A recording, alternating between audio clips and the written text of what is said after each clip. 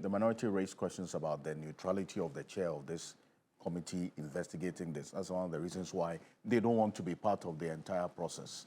So we'll see how that matter is addressed. But if you say that you were the target of this chaos, Kwabena was there as well. So why do you think that you were the target of what we saw? Listen to them. Listen to the minority leader. Right after the chaos, he sought to explain to the media that they had engaged in this shameful, despicable conduct because they saw me. I was smuggled in by the majority side. That's what he told the Ghanaian people. The next day, he continued. He addressed a press conference and said that my wife and I had been smuggled in. Those are his exact words. And that is why you remember that before I responded to their questions when I appeared at the Appointments Committee, I raised the matter and demanded an unqualified apology and read their own invitation letter to me, asking me to appear before them on the 30th of January 2025, a copy of which I have here, dated 24th January 2025, signed by Mrs. Gifty Jiaga Goba, clerk to the Appointments Committee, asking me to report without fail. So how can you say that I was smuggled? Clearly, they were just looking for some excuse, you know. Even though what they are saying is blatant falsehood, let's just, for the sake of argument, say that you see an MP entering into your Appointments Committee room and you think that the person has been smuggled in, the person is not invited. Does it justify, even if that was the case, does it justify this kind of unruliness, this violent behavior? You know, so there can be no justification. And you see, let's see leadership. When we err, we are human, we are fallible, you know, and sometimes you can really go so low. You should be honorable enough to acknowledge that upon reflection, with hindsight, you should not have conducted yourself in that manner. But don't be muddying waters, you know, and even annoying the Ghanaian people the more, causing greater outrage by continuing with just blatant falsehoods, fabrications about somebody being smuggled in. You know, so I say I was a target because of their own statements that they made, claiming that because they saw me entering and taking my seat, waiting my turn, they thought, you know, they should engage in that, you know, very, very disgraceful conduct because I have been smuggled in. When you invited me. But the letter, in fact, we have a copy of that, but some of them also say because of who you are, the position you're going to occupy, or you're occupying now, and what you have done in the past, and looking at the time of day at around 10 p.m. that you were supposed to be vetted, they definitely were not going to allow that to happen because they needed more time for you to grill you and ask you all the questions. And at 10 p.m., if what we saw was anything to go by, your 6-hour interview, if it had happened around that time, you were close around 3 a.m. that day. Honorable. So, Alfred, the letter said I should appear that day. And it gave me 12:30 p.m. as the time that they expect that I will be called. But certainly, the Honorable Sam George came before me and had been there for over 5 hours. So I was told to wait by both the clerk and the majority chief whip. And don't forget that this whole disgraceful episode, it takes a toll, even financially, because you have all of these guests, your chiefs have, and the chiefs didn't prepare, you know, to stay over because they have been told that it will get to attend at 12:30, you know. So you now have to be, you know, frantically going around looking for where there might be hotel space to make hotel arrangements and all of that. So you rather owe us an apology, not lies, you know, engaging in all of these fabrications. And look, if you pay regard to Article 1036 of the Constitution, it's very clear that committees of Parliament have the powers of a High Court, and they compel attendance when you're invited and you don't show up. You know, it's contempt. So, I mean, what is our crime? What did we do wrong for waiting for our turn and being beckoned we were told by the clerk and the chief whip to come in because the Honorable Akando was about to be vetted, and after the Honorable Akando, it will get to my turn. You know, so they wanted me to hold myself in readiness. You know, so really there can be no justification for this kind of conduct, and I hope that we will work quickly to repair our image. We should not see this conduct again. I see.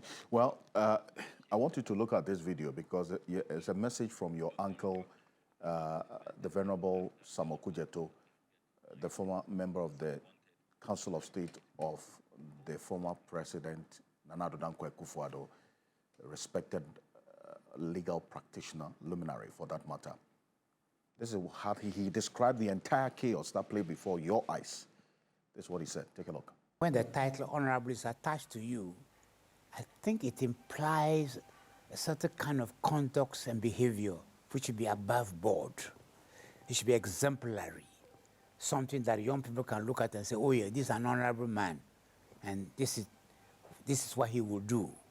And so to find my children, more or less, I think I should call them my children, fighting in Parliament, throwing benches and breaking things, it's a shock to me. I can't believe.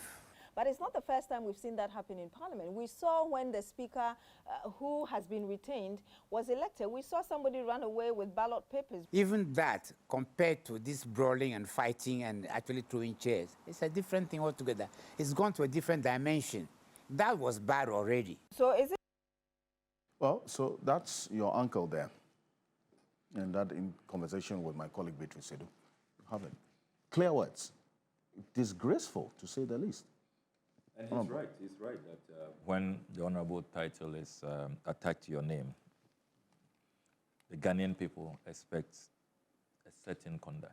And so, I mean, this is a matter that we have to bow our heads in shame as an institution, even though it's just a few people who have done that.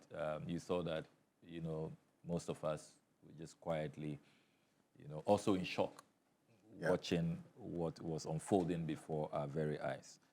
But we hope it never happens. The Speaker has taken steps. This committee hearings, I'm sure that it will lead to far-reaching recommendations. The plenary will have its say. Major decisions will be taken, and moving forward, I'm sure that we will put in place measures to prevent this. But I do hope that sanctions will apply so that it will serve as a deterrent. But certainly disgraceful conduct, and it has lowered the image of Parliament, and I hope that we don't see that again. Alexander Afenyo-Markin, the minority leader and ranking on this committee, the appointments committee, says that before your vetting, you had some sort of agreement with him.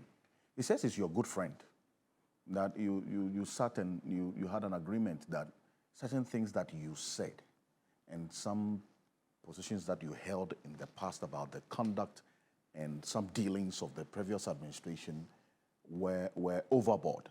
And so you were going to apologize before the committee, but you didn't do that. Maybe that's what led to all what happened at your vetting. Was any agreement of a sort reached between you and him?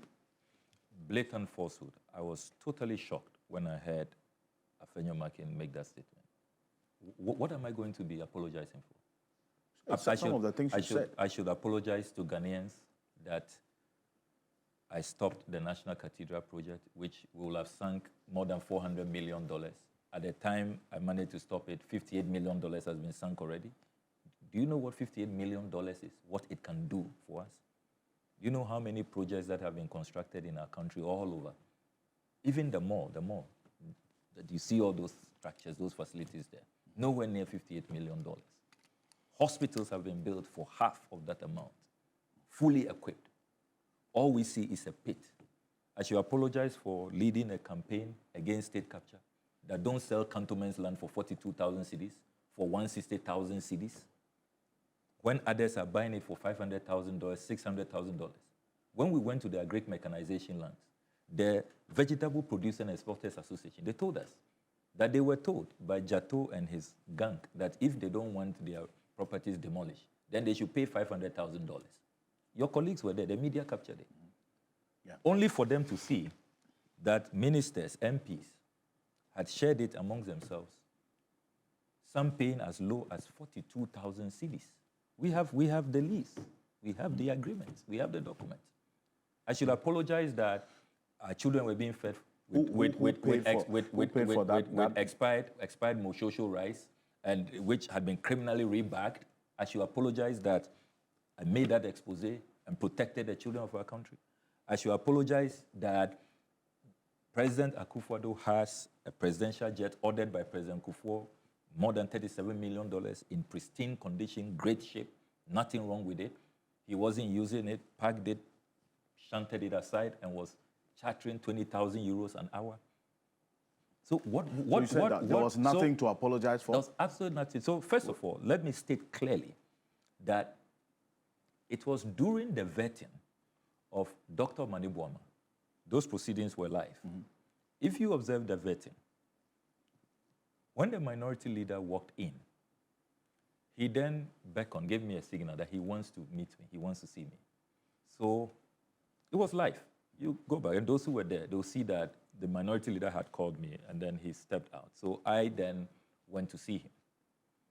His concern, what we discussed, is that he had just been told that the NDC has held a caucus meeting. And in that meeting, I have raised serious concerns about his conduct. And that I have said that we must bring it to his attention, and he has to be contained at the appointments committee. And he did not take kindly to that. He said that, why do I think that he is misconducting himself? And that he has been told what I said at the NDC caucus meeting. So that's what. So he called me. I didn't go and see him. That is a fact. The Honorable Afenyo-Markin called me during the vetting of Dr. Manibuama that he has heard everything I said about him at our caucus meeting. And that he wants to know why I'm saying that, because he knows I am a senior member of the appointments, former member of the appointments committee. But how did they get information of an NDC caucus meeting? I mean, we have all kinds of, friendship and all, but that's clearly a matter that, that we shouldn't be proud of. So that's what the meeting was about. And I told him that, yes, I take the view that he goes overboard. We've seen other minority leaders. So you said that? I told him that, the attempt to settle personal scores and personal attacks and all of that, we didn't see other minority leaders do. That was the discussion. That was the discussion. And even said, I was looking good. He always likes my suit, how I dress. That's what the meeting was about. So it was no agreement? There was no agreement. And at no point did I ask for a soft vetting or that, did I tell him that, backtrack on what?